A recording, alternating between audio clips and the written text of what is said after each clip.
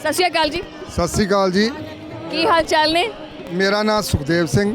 ਅੱਛਾ। ਮੈਂ ਚੜ੍ਹਦੇ ਪੰਜਾਬ ਤੋਂ ਅੰਮ੍ਰਿਤਸਰ ਜ਼ਿਲ੍ਹੇ ਨੂੰ ਬਿਲੋਂਗ ਕਰਦਾ ਹਾਂ। ਅਸੀਂ ਪਹਿਲੀ ਦਫਾ ਪਾਕਿਸਤਾਨ ਦੀ ਯਾਤਰਾ ਤੇ ਆਏ ਹਾਂ ਅੱਛਾ। ਤੇ ਸਾਨੂੰ ਇਸ ਯਾਤਰਾ ਦੇ ਦੌਰਾਨ ਇਹ ਮਹਿਸੂਸ ਹੋਇਆ ਵਾ ਕਿ ਅਸੀਂ ਇੱਕ ਮੁਸਲਮਾਨ ਭਰਾ ਔਰ ਸਿੱਖ ਭਰਾ ਜਾਂ ਹਿੰਦੂ ਭਰਾ ਅਸੀਂ ਇੱਕ ਦੂਜੇ ਤੋਂ ਵੱਖ ਨਹੀਂ ਹੈਗੇ। ਅੱਛਾ, ਮੈਨੂੰ ਇਹ ਦੱਸੋ ਕਿ ਮੈਂ ਪਹਿਲੇ ਵੀ ਕਈ ਪ੍ਰੋਗਰਾਮਸ ਜਿਹੜੇ ਨੇ ਉਹ ਕੰਡਕਟ ਕੀਤੇ ਹੋਏ ਆ।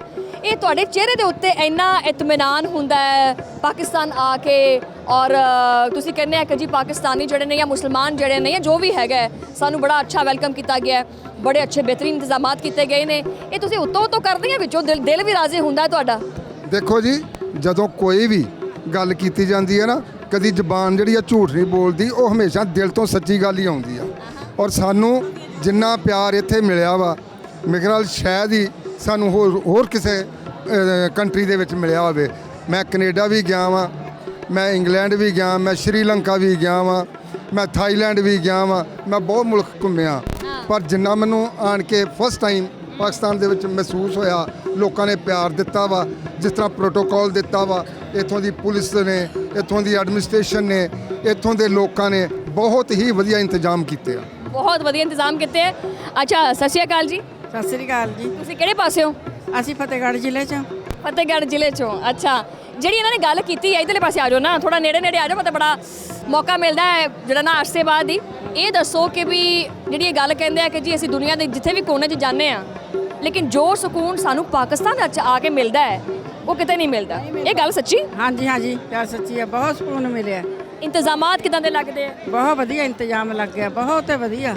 ਛੇਤੀ ਜਾਣ ਨੂੰ ਦਿਲ ਕਰਦਾ ਇੱਥੋਂ? ਨਹੀਂ, ਮੈਂ ਤਾਂ ਅੱਧਾ ਜਿਆਦਾ ਉੱਥੇ ਨਨਕਾਣਾ ਸਾਹਿਬ 'ਚ ਤੁਰਿਆ, ਮੇਰੇ ਅੱਖਾਂ 'ਚ ਇੰਜੂ ਆ ਗਏ। ਅੱਛਾ। ਮੈਂ ਕਿਹਾ ਵੀ ਹੁਣ ਇੱਥੇ ਚੱਲੇ, ਹੁਣ ਗਾਂ ਤਾਂ ਸਾਡਾ, ਮੈਂ ਕਿਹਾ ਅਸੀਂ ਨਿਕਲ ਜਾਣਾ।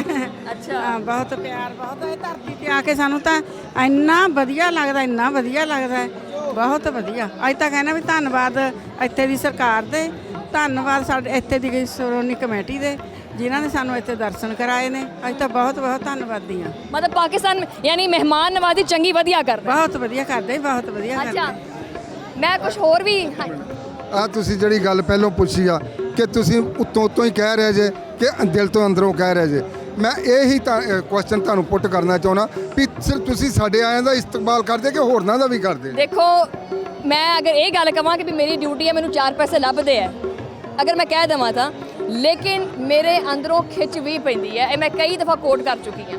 ਇੱਕ ਉਹ ਜ਼ੁਬਾਨ ਦੇ ਕਰਕੇ ਆਪਣਾ ਜਿਹੜਾ ਮਜ਼ਹਬ ਹੈਗਾ ਉਹਦੇ ਵਿੱਚ ਵੀ ਬੜੀ ਸਾਰੀ ਜਿਹੜੀ ਹੈ ਨਾ ਮੁਤਾਬਕਤ ਹੈਗੀ ਹੈ, ਬਹੁਤ ਸਾਰੀਆਂ ਚੀਜ਼ਾਂ ਮੁਸ਼ਤਰਕਾ ਹੈਗੀਆਂ ਨੇ। ਔਰ ਦੂਜਾ ਇਹ ਹੈ ਕਿ ਜਦੋਂ ਆਪਾਂ ਜਦੋਂ ਨੂੰ ਵੇਖਦੇ ਆ ਨਾ ਤੇ ਨਫ਼ਰਤ ਨਹੀਂ ਪੈਦਾ ਹੁੰਦੀ। ਠੀਕ ਹੈ, ਬਿਲਕੁਲ ਨਫ਼ਰਤ ਪੈਦਾ ਨਹੀਂ ਹੁੰਦੀ, ਇੱਕੋ ਜੀ ਬੋਲੀ, ਸਾਰਾ ਕੁਝ ਇੱਕੋ ਜਿਹਾ। ਗੁਰਮੀਤ ਕੌਰ ਜੀ, ਸਤਿ ਸ਼੍ਰੀ ਅਕਾਲ। ਸਤਿ ਸ਼੍ਰੀ ਅਕਾਲ ਜੀ। ਹਾਂਜੀ, ਅੱਛਾ, ਬਹੁਤ ਸ਼ੁਕਰੀਆ ਜੀ, ਬੜੀ ਮਿਹਰਬਾਨੀ। ਅੱਛਾ, ਤੁਸੀਂ ਮੈਨੂੰ ਦੱਸੋ ਕਿ ਕਿੱਦਾਂ ਲੱਗਿਆ ਤੁਹਾਨੂੰ ਇੱਥੇ? ਅਸੀਂ ਦੂਸਰੀ ਵਾਰੀ ਆਏ ਹਾਂ ਜੀ, ਫਤਿਹਗੜ੍ਹ ਸਾਹਿਬ ਜ਼ਿਲ੍ਹੇ ਤੋਂ।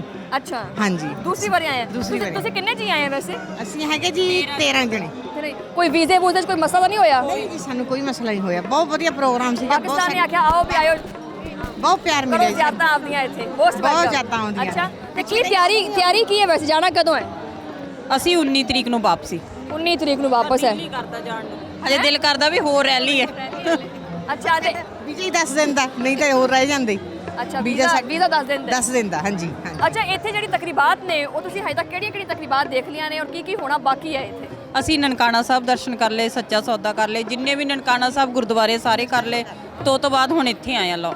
ਅੱਛਾ, ਨਹੀਂ ਇੱਥੇ ਪੰਜਾ ਸਾਹਿਬ ਤੇ ਕੀ ਤਕਰੀਬਾਤ ਤੁਸੀਂ? ਬਹੁਤ ਵਧੀਆ ਜੀ। ਹਾਂ, ਇੱਥੇ ਅਸੀਂ ਵਿਸਾਖੀ ਦਾ ਤਿਉਹਾਰ ਮਨਾਇਆ, ਆਪਣੇ ਖਾਲਸੇ ਦਾ ਜਨਮ ਦਿਨ ਮਨਾਇਆ ਇੱਥੇ।